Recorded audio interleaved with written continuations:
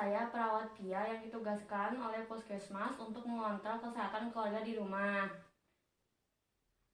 Bagaimana kabarnya hari ini, Bu? Baik. Saya lihat tadi suami Ibu tampak lemas dan muntah-muntah. Tujuan saya ke sini itu untuk memberikan penyuluhan terkait dengan masalah vertigo. Hari ini saya akan memberikan penyuluhan tentang vertigo dan cara pencegahannya. Waktunya tidak lama kok, Bu, hanya 20-30 menit saja. Apakah Ibu bersedia? Tempatnya di ruang tamu keluarga saja ya, sesuai kesepakatan sebelumnya. Sebelumnya saya menjelaskan cara pencegahan penyakit vertigo ya Bu. Lebih dahulu saya akan menjelaskan tentang apa itu vertigo. Penyakit vertigo adalah gejala yang menyebabkan seseorang mengalami sensasi pusing berputar yang muncul secara tiba-tiba. Pada kondisi yang parah, gejala vertigo bisa mengganggu aktivitas sehari-hari sebab vertigo bisa menyebabkan hilang keseimbangan. Serangan vertigo bahkan bisa menyebabkan pengidapnya sampai terjatuh. Saat vertigo menyerang, hal yang dirasakan bisa bervariasi seperti pusing ringan dan muncul secara berkala. Serangan vertigo yang parah biasanya memiliki durasi yang lama dan bisa berlangsung selama beberapa hari sehingga pengidapnya tidak bisa beraktivitas secara normal. Vertigo adalah sensasi tubuh goyah, kepala kelengan hingga merasa berdiri tidak menapak mantap, sehingga membuat suami Anda kesulitan berdiri atau berjalan. Jika suami Ibu mengalami vertigo, ada kemungkinan akan merasakan kepala berputar dan mual hingga muntah. Ada berbagai cara menangani vertigo secara mandiri. Kambuhnya vertigo, terutama yang terjadi secara mendadak, bisa membuat suami Ibu cemas atau bahkan panik. Untuk mengatasi keluhan vertigo tersebut, ada beberapa cara dan tips yang bisa dilakukan. Yang pertama itu, upayakan untuk tetap tenang ya Ibu.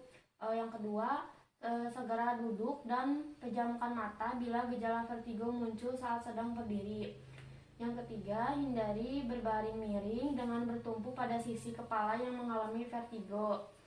Yang keempat, tidur dengan posisi kepala sedikit terangkat atau lebih tinggi. Yang kelima, cukupi asupan cairan dengan minum air putih.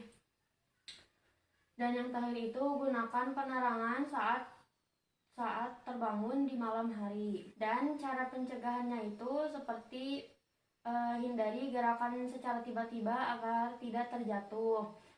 Segera duduk jika vertigo menyerang. Yang ketiga, gunakan beberapa bantal agar posisi kepala saat tidur menjadi lebih tinggi. Yang keempat, gerakan kepala secara perlahan-lahan. Hindari melakukan pergerakan atau menempatkan kepala pada posisi yang sering memicu timbulnya vertigo. Terus ada mengurangi asupan garam. Yang terakhir itu menjalani gaya hidup sehat ya Ibu, seperti mengonsumsi makanan sehat dan seimbang, serta istirahat atau tidur yang cukup dan hindari stres.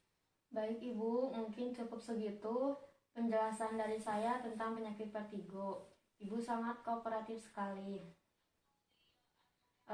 Sekarang bagaimana perasaan Ibu? Alhamdulillah sudah paham. Coba jelaskan bagaimana cara mencegah terjadinya vertigo seperti yang saya jelaskan tadi. Cara pencegahannya yaitu seperti menghindari gerakan secara tiba-tiba agar tidak terjatuh. Selanjutnya, segera duduk jika vertigo menyerang. Lalu gunakan beberapa bantal agar posisi kepala saat tidur menjadi lebih tinggi. Terus gerakan kepala secara perlahan-lahan. Kemudian menghindari atau melakukan pergerakan atau menempatkan kepala pada posisi yang sering memicu timbulnya vertigo. Selanjutnya mengurangi asupan garam. Dan yang terakhir, menjalani gaya hidup sehat seperti mengkonsumsi makanan sehat dan seimbang, serta istirahat atau tidur yang cukup dan hindari dari stres. Ibu sudah memahami dengan baik yang tentang cara mencegah terjadinya penyakit vertigo. Setelah semuanya paham, saya harap setelah ini Ibu bisa melakukan pencegahan vertigo pada suami Ibu. Besok saya akan datang lagi jam 9 pagi untuk melihat perkembangan kondisi suami Ibu.